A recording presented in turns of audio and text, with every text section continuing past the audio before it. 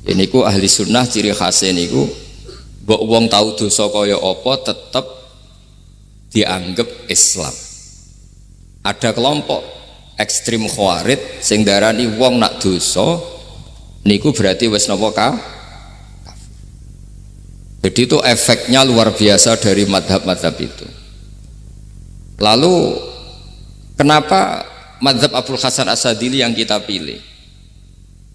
Karena kalau orang Islam kamu kafirkan niku mboten ketemu, cara akal niku mboten ketemu. Nggih cara berpikir kita masyhur Abul Hasan As-Sadili ngendikan wong iku nak kafir mulai cilik nganti 70 tahun. Kalau baleni malih tiyang kafir cilik ngantos 70 tahun itu kan menjadi mukmin itu hanya dengan melafadzkan apa? Syahadat la ilaha illallah Muhammadur Rasulullah. Niku hadhil kalimah satu ini. Kalimah syahadah niku saged ngilangi kekafiran 70 tahun. Artinya kalimat ini adalah kalimatun dakhala fihal kafiru al-islam atau kalimatun sara bihal kafiru musliman. Jadi ngaji rileks, ini tanamkan di hati. Ini adalah kalimat yang orang kafir saja menjadi muslim, hanya sekali dilafadzkan. Masa lalu dengan kalimat yang sama tiang muslim menjadi kafir. Ini pun buatan ketemu akal. Makanya madhab takfiri, madhab gampang mengkafirkan orang itu jelas madhab yang enggak ada rujukannya sama sekali, enggak ada pegangan ilmiahnya sama sekali. Wong kafir wae dadi Islam, mosok wong Islam dadi kafir. Mau perkara tahlilan ning kuburan. Gara-gara tahlilane nyekel patok dianggap napa? Kafir. Mergo dianggap njaluk napa? Jaluk bae, jaluk kubur. Mulane dawuh Said Muhammad masyhur itu diterjemah di seluruh bahasa di dunia. Wong-wong sing ngafirno iku mbok yo sekali-kali nginceng iku ngrungokno. Lho kula nu sampean tahlil iku ya ora seneng. Kadang sing tahlil iku ya rada kurang ajar. Kula niku yang ben nak mati, nak sing tahlil nang Jepun niku ora seneng. Mergo ya rada sombong lah wong tahlil iku ya kadang rada sombong. Misale ngaten, kula kiyaine jenengan. Dongane ngene, ya Allah, ini guru saya. In kana muhsinan fazid fi ihsani. Kalau dia baik, itu ya tambahlah kebaikannya. Mosok murid muni gurune baik itu kalau itu kan ngenyak uang. Ini soleh-soleh permanen dianggap napa? Jadi dungane itu ngeper ingkana muhsinan fazid fisa. Wa ingkana musian fatajawaz anhu. Misalnya kalau dia orang buruk, kalau beliau orang buruk yang kau maafkan. Maka orang-orang di luar sana yang mengatakan andekan tahlil itu baik pasti dilakukan sahabat, itu logika yang keliru. Sahabat gak mungkin kan nahlili Kanjeng Nabi ngendikan ingkana musinan sido kafir ngoten nggih mboten. Lah wong Kanjeng Nabi kok apike di ngendikano ingkana ini kok kafir. Wong Nabi kok ingkana andai. Saiki pertanyaannya gini, kita sebagai kiai, sebagai guru ku murid nak tahlil ya rada kurang ajar sithik. Wong gurune kok diomongno ingkana musinan ambek ingkana musian. Nah pertanyaannya gini, lepas dari kira rodok kurang ajar lah dalam tahlil itu rodok kurang ajar karena nyebut guru ora kode kana musinan tapi ingkana musinan. Maksudnya kalau sampean sebagai murid kan menapa kode kana musinan, guru saya benar-benar orang baik, bukan ingkana andekan orang baik. Tapi ada satu kepastian bahwa ini tidak minta sama mayit. Jadi tujuan kalau kita minta mayat itu salah sama sekali. Wong kita datang ke kuburan malah memintakan ampunan untuk mayit. Kok iso darani njaluk iku piye? Ya mergo mau didelok kok adoh ketoke ngatong ya berarti njaluk. Lah ya wong fatwa kok mau berdasar inceng-incengan kok adoh niku. Iku ora jelas ya fatwa ini. Paham gitu. Terus jenengan kudu yakin, yakin bahwa mazhab kita itu yang benar, bahwa tahlilan di kuburan tidak kafir karena tidak minta ke mayit, malah memintakan untuk mayit atau memintakan ampunan untuk mayit. Cuma redaksi sing rontok ngoten niku dikurangi lah. Nah kangge guru niku nggih dikurangi lah, dikurangi. Ya Allah, jenengan Maha Pengampun, kula suwun guru kula jenengan ampuni. Jadi ampun ngangge donga sing teng salat mayit. Nah, sholat mayit itu kan memang ada sanatnya, memang semua bentuknya seperti itu. Tapi nak ning kuburan, kalau betul nanti itu ngotong Mbah Mun ngoten, ya Allah ini guru saya, Engkau anugerahkan beberapa ilmu, beberapa amal yang manfaat untuk orang banyak. Kula suwun jenengan tampi. Jenengan dat sing Maha Pengampun. Nggih, jenengan ampuni. Tapi boten ngangge ingkana-ingkana ini. Angen-angen muga aku dadi kiai ini tersinggung. Murid orang ajar, mosok darani gurune apik iku andekan. Tapi berhubung ra paham ya alhamdulillah ya do. Tahlil yang Wali Songo ya buanter-banter nganggo mik. Lah sing kene paham ya rada risi, piye? Wali Songo darani ingkana iku piye wae. Dadi niku mareni, mulane kula suwun nak tahlil nyewa kiai sing alim lah ben rada bener, ben rada bener. Tapi ampun nyewa kula mboten purun.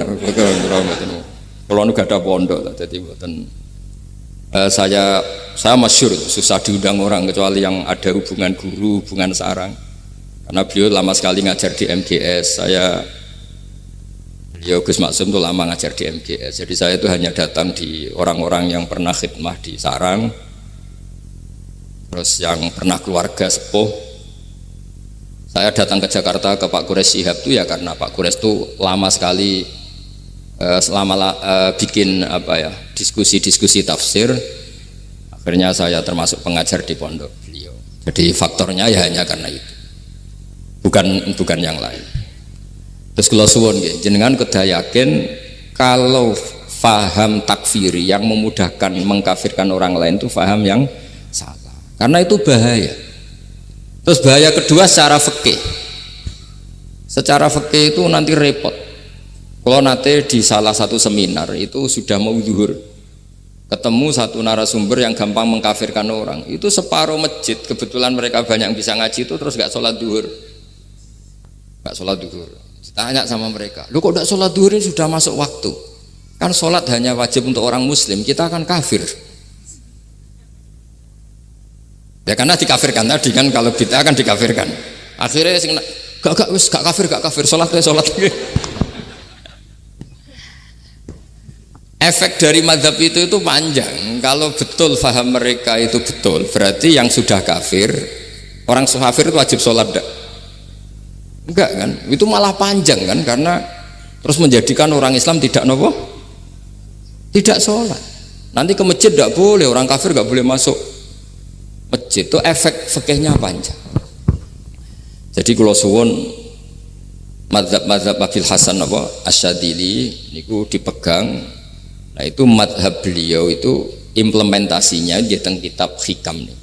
Karena Hikam itu putu murid yang paling bisa mengimplementasikan, menjelaskan cara pandang madhab Abul Hasan Asyadili sing dados thariqah Syadziliyah. Terus ketiga, itu cara pandang itu detail itu jelimet. Mesti sampean ora kepikiran. Misalnya begini. Ketika ada orang salah jenengan marah, itu sebenarnya karena salahnya apa karena hal yang lain? Normalnya orang itu berpikir karena salahnya, itu keliru cara Abul Hasan Asyadzili. Pasti kamu marah itu karena ada hal lain. Misalnya kita pembantu, elek, kriting, mecahno gelas, mesti langsung gua amuk. Alasannya mecahno gelas. Tapi nek sing mecahno iku wong ayu, kowe iso ngamuk. Kowe iso ngamuk wong ayu. Mecahno gelas lah. Kok gelas lemari, rasa gelas. Sama, kamu janjian sama orang, wongnya nyulayani janji, mesti mbok maki-maki. Katanya jam 10 kok udah datang gini-gini. Nah, tapi kalau yang terlambat itu wong sing ngutangi kowe iso ngamuk orang sing ngutangi kowe. Atau sing terlambat itu komandannya, atasan kamu. Atau kiainya. Nah, artinya gini, ketika kamu marah atas nama terlambat, itu sebetulnya karena terlambat atau karena hal lain.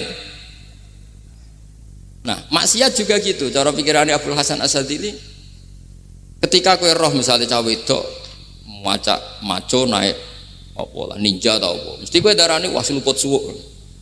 Tapi nak dikandani, niku putune jenengan. Mesti langsung, ya Allah jenengan sepunten.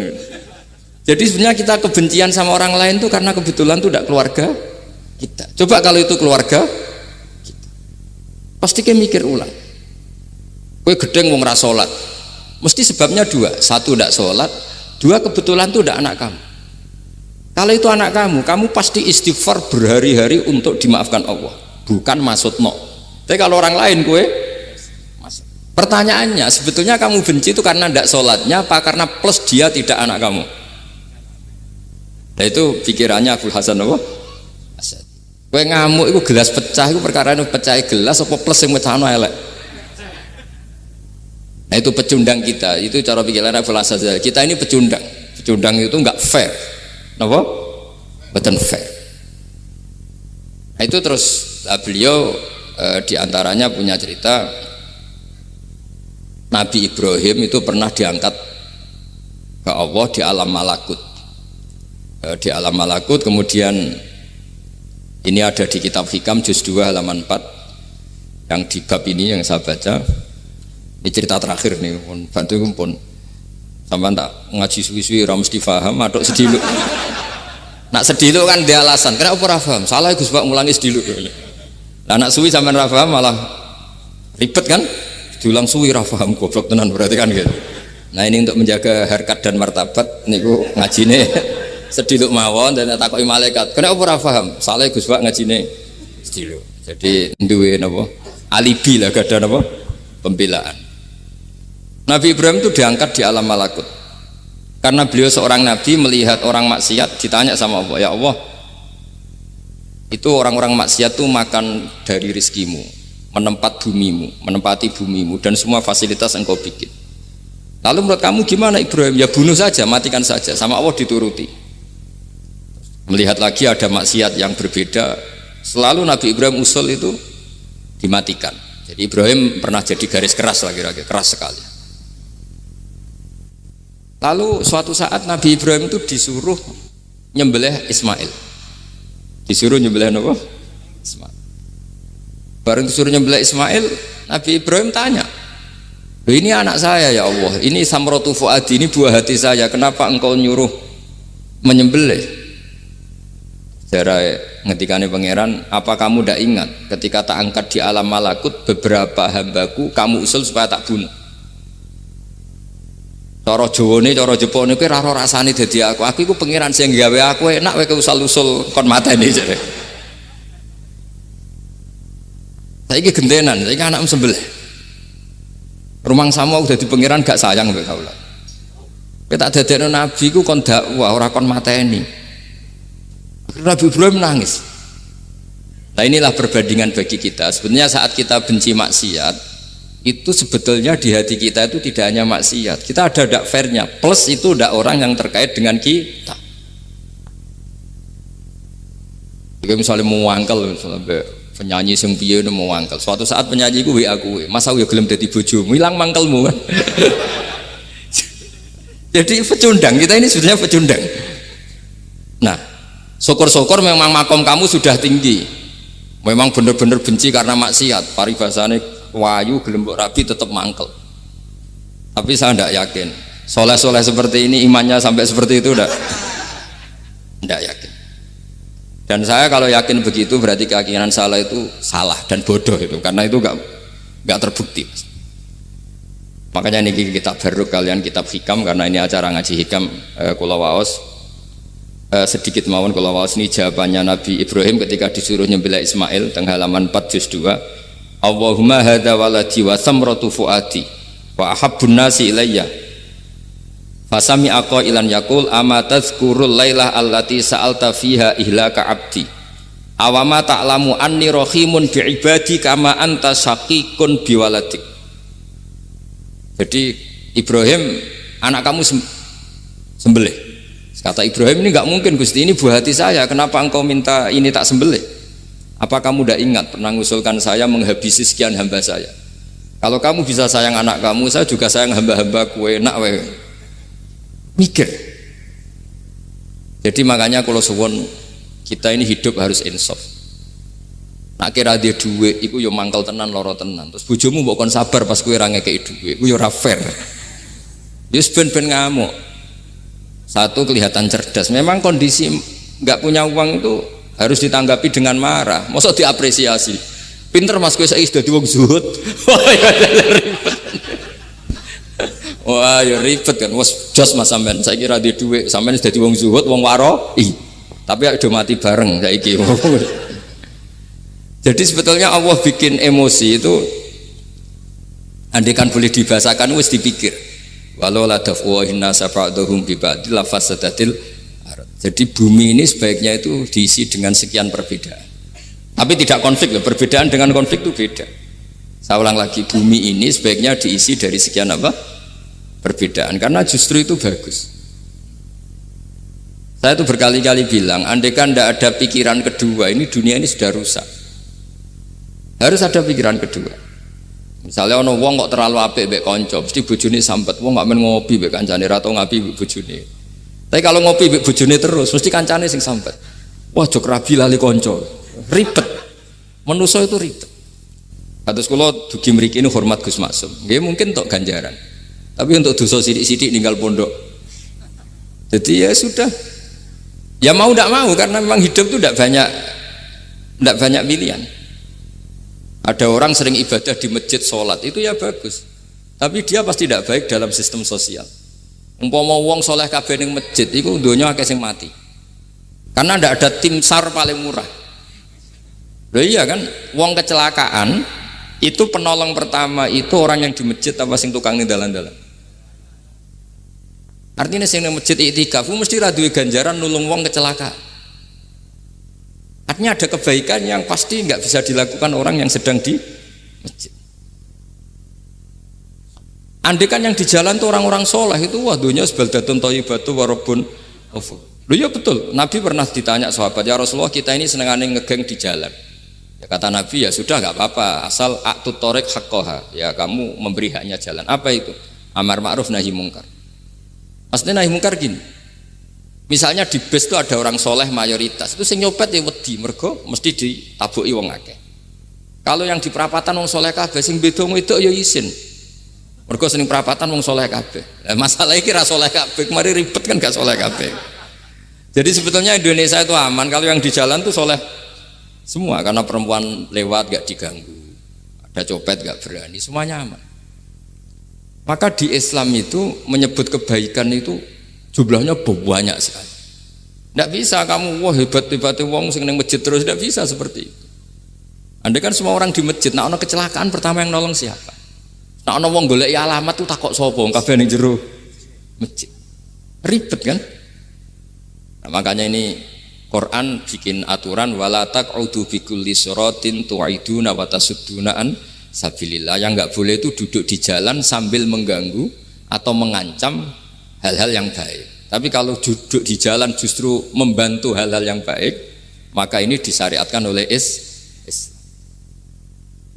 Jadi ini kita harus mulai mikir ya. Jadi walhasil ngendikane kitab hikam, bayangkan yang maksiat itu anak kamu, istri kamu. Pilihan kamu itu memaafkan dan minta dimaafkan oleh Allah.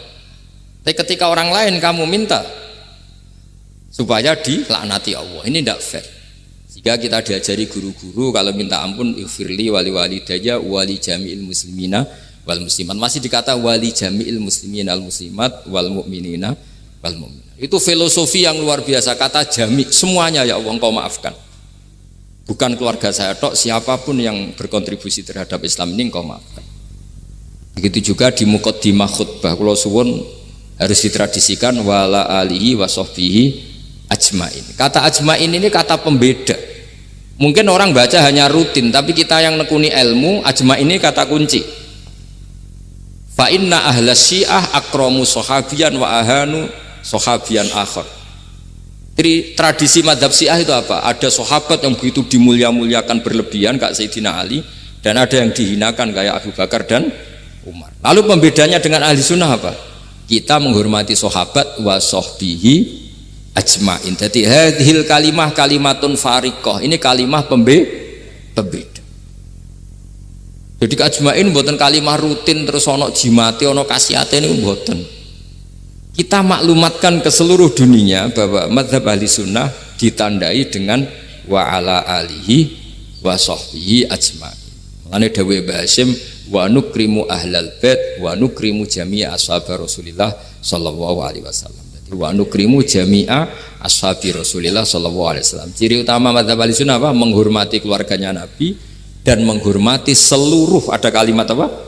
Seluruh sahabat. Jadi kata ajma'in itu kalimatun fariqah atau kalimatul fasl. Kalimat yang membedakan mana madhab Syiah dan madhab Ahlussunnah apa? Itu kalau jenengan ngaji teng Gus Maksum napa teng Haji Maksum, di antara madhabnya sinten? Nabi Ibrahim yang diceritakan Abdul Hasan apa? Asyadili, kebencian kepada maksiat, kita semua pasti benci maksiat. Tapi gak fair kan, yang satu kamu laknati, yang satu kamu doakan. Ujung-ujungnya apa? Ada unsur hadun nafsi. Kalau yang terkait dengan jenengan mbok dongakno di sepuro, nah yang gak ada terkait mbok pasutno. Ini kan gak fair, padahal sama-sama apa? Maksiat. Terus kalau suwun polemik tentang ketentuan gimana hukumnya ziarah kubur, ya hukumnya baik karena mendoakan atau memintakan ampun untuk yang mati, bukan meminta sama yang mati. Udah bisa Muhammad kena arah percaya rukokno wong didelok kok ado pancen ya ngeri kan, patoke diusap-usap bariku ndonga delok kok ado kan njaluk kuburan padahal mayite ngeluhe perkara mau. Kadang nek sing kiai ini rapati iso ngaji sampean ingkana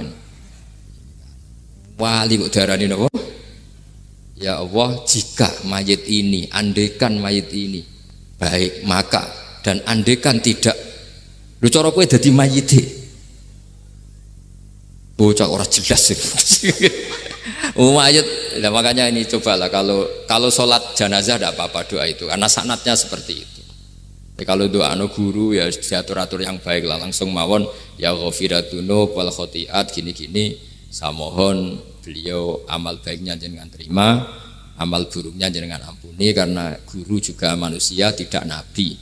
Boten terus apa pakai apa ingkana.